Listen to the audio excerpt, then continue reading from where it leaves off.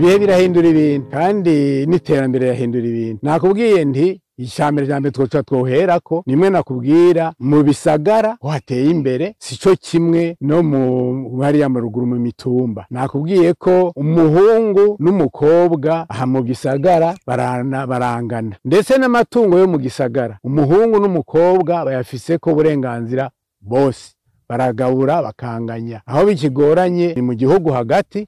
Nico gituma nibaza nti twogira ibisagara abantu bose hariya bakabajya mu bisagara, n'abaja kurima bava mu bisagara, hotera imbere gusumba. Kandi hari byinshi vyohinduka mu vyerekeye kungana kw'ibitsina. Ikindi kintu nibaza cohinduka kikiriho n'amajambo dukoresha.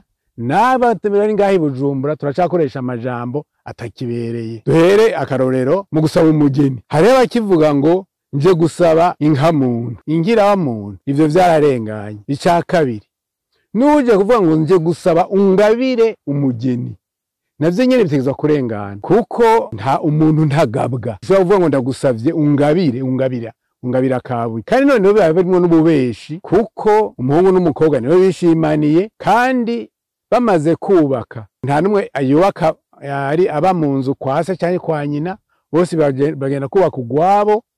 Hanyuma ica gatatu, umukobwa aguma ari umwana w'iwabo n'umuhungu aguma ari umwana w'iwabo. Njanye n'uvuze ati aba bana baragiye umugambi, niko bagiye umugambi wemere tuhezagire, hanyuma twe nawe tuzoba basangira abana, umukwe tumusangire, umukazana tumusangire. Nk'ayo majambo arakwiye guhindurwa.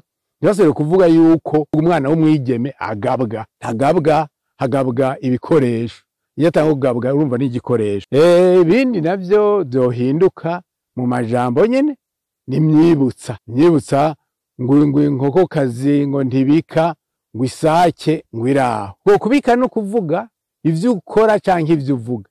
None nimba umugore agurusha muri iki canke kiriya, nivyo atari we yobika, nawe ukabika mu vy'umusumvyi. Urumva rero iyo bintu vy'imyibutsa birakwiye guhagarara.